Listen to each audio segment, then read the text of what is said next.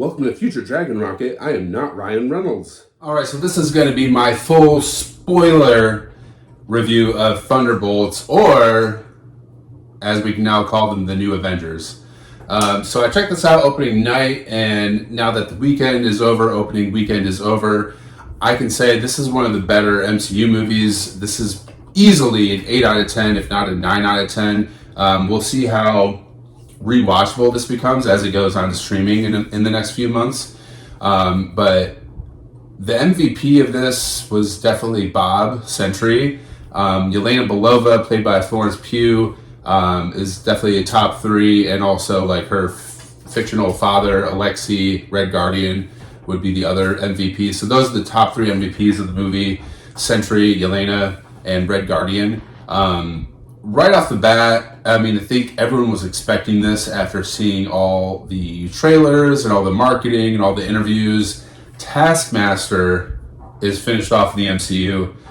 Goodbye, Taskmaster. R.I.P. Taskmaster. You were a boring villain. I even think you're a boring villain in the comics as well. But man, Ghost is the one that takes out Taskmaster point blank, headshot. That was quick. Taskmaster, I'm not even sure. They might have said one line. I think she might have said one line in the movie, was on screen for 1 or 2 minutes. Although that fight scene between the 4 of them, John Walker, Yelena, Ghost, and Taskmaster, there was one part in their fight scene when like someone threw a knife. It was either like John Walker or Yelena threw a knife. It went like through Ghost as Ghost like turned like transparent.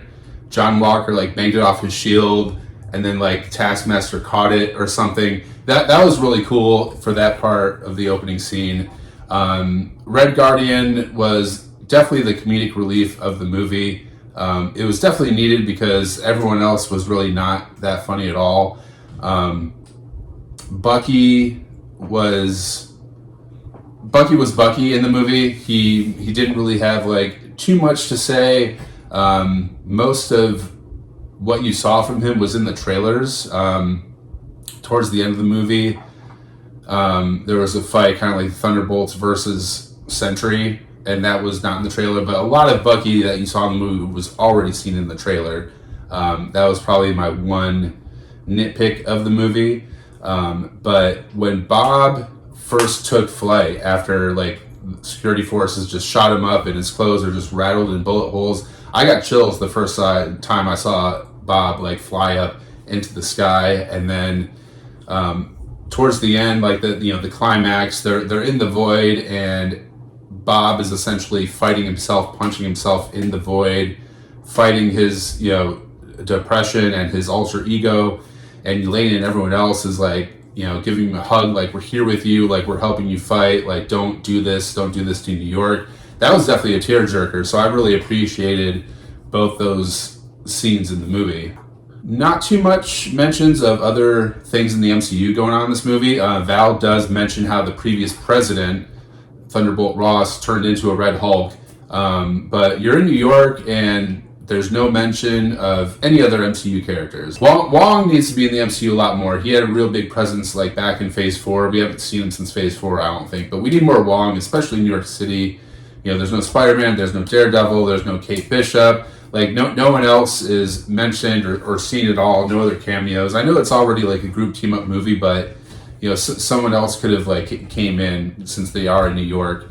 But the climax of the movie, as we're in Avengers Tower, what used to be Stark Tower, Avengers Tower, it's now called the Lookout, which, is that what, like, the base is called in Paw Patrol, is the Lookout? That was called Avengers Tower, the Lookout now, and there's a final, like, kind of climax where the Thunderbolts are trying to fight off Sentry as he walks down the stairs in his new Sentry costume, and it's just funny, pathetic, like, no one here, no super soldier, no Black Widow is going to do any type of harm to this guy at all whatsoever. But apparently Val's assistant does have the kill switch and pulls the kill switch on him, but then that activates the void, which we then see Yelena step into the void, and eventually all the other Thunderbolts also step into the void to help save Bob from himself.